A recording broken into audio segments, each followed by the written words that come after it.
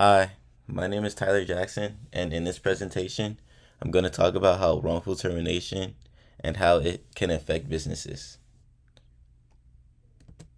I chose this topic because a lot of people think able employment means you can fire someone for any reason, but that's not all the way true. There are several legal protections that limit how and why an employee can be terminated, and understanding these rules is important, especially for business owners who might not have HR departments or legal advisors helping them. A wrongful termination in the US means most workers are employed at will, which means either the employer or the employee can end the job at any time, but there are important exceptions, and this is where wrongful termination comes in.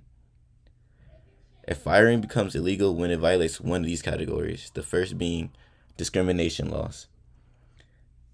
Discrimination laws means employees can't be fired because of things like race, gender, religion, age, disability, or national origin. Retaliation is when firing someone for reporting discrimination, harassment, unsafe work conditions, wage violations, or other illegal behaviors. Thirdly, we have public policy, which an employer, can't fire someone for doing something the law encourages, such as serving on a jury, reporting safety hazards, or refusing to break the law. Lastly, we have breaching a contract. When an employee has a written or implied contract that promises job securities, the employer can't fire them without violation of this agreement. Even small businesses have to follow these rules. Simply saying, "I didn't know," is not a valid defense for termination. An example of how termination could apply in the real world: imagine there was a bakery owner hires an employee. The employee's name is Jack. After working for a while, Jack notices that the ventilation system in the kitchen is broken, causing smoke and heat to build up, which is clearly a health issue. Jack tries to bring this up to the owner a few times, but nothing happened. He didn't fix it. Eventually, Jack files a safety complaint with OSHA,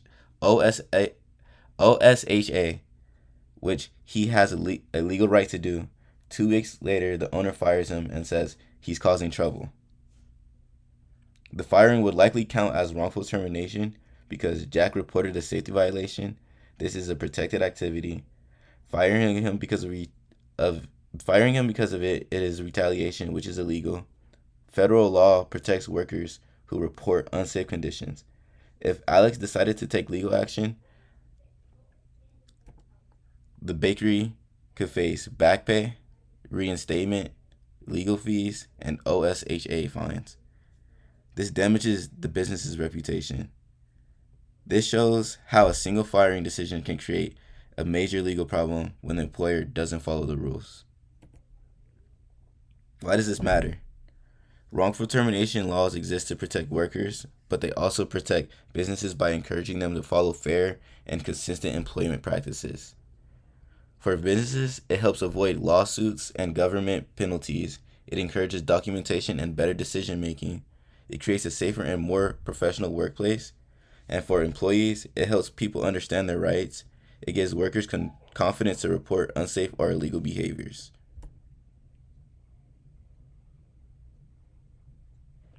To sum it up, even though most employment in the US is at will, that doesn't mean employers can fire someone for any reason.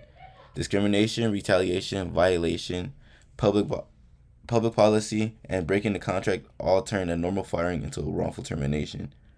Small business owners should make sure they understand these laws, and employees should know their rights. This helps prevent conflicts and prevents everyone involved.